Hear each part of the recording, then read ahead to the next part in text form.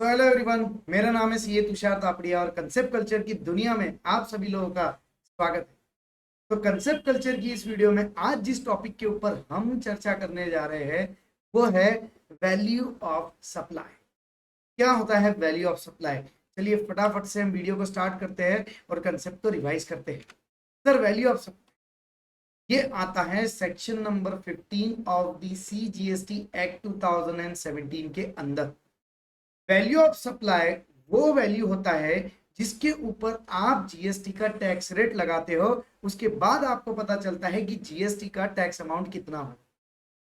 तो जीएसटी के अंदर आप जब टैक्स लगाते हो तो इस वैल्यू ऑफ सप्लाई पे वो रेट लगता है, और ये वैल्यू ऑफ सप्लाई कैसे निकालना है वो आपके सामने ये रहा। ये कैलकुलेट किया जाता है सेक्शन नंबर 15 के अंदर। इसमें सबसेक्शंस यूज होते हैं, सेक्शन नंबर 15(1), 15(2), 15(3) और इसके अलावा 15(4) और 5 भी होते हैं, लेकिन इस वीडियो में हम सिर्फ इन 3 सबसेक्शन के ऊपर ही चर्चा करेंगे। तो सेक्शन नंबर 15(1) क्या कहता है? Transaction value. देखिए आपके सामने लिखा है सेक्शन नंबर 15(1) ट्रांजैक्शन वैल्यू। इस ट्रांजैक्शन वैल्यू में क्या हमें चीजें ध्यान में रखनी है? तो ट्रांजैक्शन वैल्यू में सबसे पहली चीज जो हमें ध्यान में रखनी है वो है कि यहाँ पे वही अमाउंट आएगा, वही ट्रांजैक्शन का अमाउंट आएगा जो ट्रांजैक्शन के अंदर price is the sole consideration है और ट्रांजैक्शन रिलेटेड पार्टीज के बीच में ना हो। ऐसे ट्रांजैक्शंस का वैल्यू ही हम यहाँ पे कंसिडर करेंगे। इसको हम लिस्ट प्राइस भी कह सकते हैं। और जब हम जीएसटी के अंदर वैल्यू ऑफ सप्लाई कैलकुलेट करते हैं तो ट्रांजैक्शन वैल्यू में ऐड होता है सेक्शन नंबर 15(2), ध्यान में रखिएगा, जिसे हम कहते हैं इंक्लूजन्स। तो देखिए जब हम बात करते हैं 15(2) के बारे में कि जीएसटी के ट्रांजैक्शन वैल्यू में क्या क्या ऐड होगा, सॉरी जीएसटी के अंदर वैल्यू ऑफ सप्लाई में ट्रांजैक्शन वैल्यू में क्या क्या ऐड होगा, तो ये 5 क्लॉज ऐड होते हैं। Section number 15(2) clause A, section number 15(2) clause B, section number 15(2) clause C, section number 15(2) clause D, section number 15(2) clause E.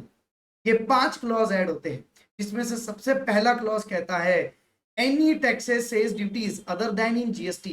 GST के अलावा कहीं पे भी आपको कोई भी टैक्सेस सेज ड्यूटीज लगे होंगे तो वो ऐड होंगे इस ट्रांजैक्शन वैल्यू में, वैल्यू ऑफ सप्लाई के कैलकुलेशन के लिए। दूसरा सेक्शन नंबर 15(2)(b कहता है सप्लायर लाइबल टू पे बट इनकर्ड बाय रिसिपिएंट। ऐसे पेमेंट्स भी ट्रांजैक्शन वैल्यू में ऐड होंगे। फिर इसके बाद में सेक्शन 15(2)(c कहता है इंसिडेंटल एक्सपेंसेस। इंसिडेंटल एक्सपेंसेस यानी ऐसे एक्सपेंसेस जो रिसिपिएंट सप्लायर को कहता है कि इसके साथ में थोड़ा ये भी कर दीजिए। जैसे गिफ्ट शॉप पे आप जाते हो और गिफ्ट खरीदते वक्त आप उस शॉपकीपर को कहते हो भैया इसको गिफ्ट रैप भी कर देना, तो गिफ्ट रैपिंग के नाम पे वो 10 या 20 रुपए एक्स्ट्रा ले लेता है। इसे कहा जाता है इंसिडेंटल एक्सपेंसेस। फिर बाद में आता है सेक्शन नंबर 15(2)(d। यह है any interest late fee penalty for late payment, यानी एडिशनल पेमेंट आपको ट्रांजैक्शन वैल्यू पे मिला है क्योंकि हो सकता है आपने उसका पेमेंट लेट किया हो, तो आपको इंटरेस्ट लेट फी पेनल्टी भी मिला हो। यस, जो सामने वाला लेट पेमेंट करेगा वो ये सब चीजें आपको देगा, तो जाहिर सी बात है ट्रांजैक्शन वैल्यू में ऐड करो for the calculation of value of supply. And आखिरी में section 15(2)(e any subsidy that is linked to the price received other than by government, वो यहाँ पे ऐड होगा, वो यहाँ पे ऐड होगा। तो ये सारी चीजें है इंक्लूजन सेक्शन 15(2). इसके बाद में आता है माइनस करोगे सेक्शन 15(3), वो है एक्सक्लूजन्स। और एक्सक्लूजन्स में दो ही बातें हैं, 15(3)(a) और 15(3)(b। दोनों बात करते हैं डिस्काउंट के बारे में। सेक्शन 15(3)(a) बात करता है डिस्काउंट बिफोर और at the time of supply, और सेक्शन 15(3)(b) बात करता है डिस्काउंट आफ्टर सप्लाई। पहले वाली जो बात कर रहा हूं 15(3)(a) की, वो तो आपको माइनस करने का बिल्कुल हक हम देंगे, लेकिन जब बात करें 15(3)(b की, क्या ये माइनस करने का हक मिलेगा? बिल्कुल मिलेगा, लेकिन कुछ शर्तें हैं, जो जो कंडीशंस है, आप अगर इन कंडीशंस को फुलफिल कर लो तो इन्हें भी माइनस करने का मौका हम आपको देंगे। सर शर्तें क्या है? पहली शर्त कि ये डिस्काउंट एग्रीड बिफोर और at the time of supply होना चाहिए। भले ही आप इस डिस्काउंट को बाद में तो चलेगा, कोई दिक्कत नहीं है, लेकिन सप्लाई करने के पहले पहले इसे आपने एग्री किया है। और दूसरी शर्त है आईटीसी इस डिस्काउंट के पोर्शन के ऊपर का आईटीसी रिवर्स हो जाना चाहिए।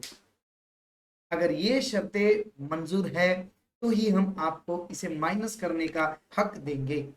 तो ये है वैल्यू ऑफ सप्लाई। एक शॉर्टकट वे में आप इस फॉर्मूला को लर्न कर सकते हो, तो वैल्यू ऑफ सप्लाई कैलकुलेट करने का तरीका भी आपको याद रहेगा।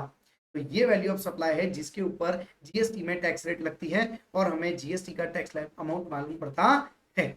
ऐसे और भी वीडियोस के लिए चैनल को सब्सक्राइब करें। अपनी नजर शिक्षा द्वार के कंसेप्ट कल्चर के एक एक वीडियो पे रखिए ताकि आपके कंसेप्ट हो जाए क्लीन एंड क्लियर। मिलते हैं अगले कंसेप्ट कल्चर की वीडियो में, तब तक के लिए बाय बाय।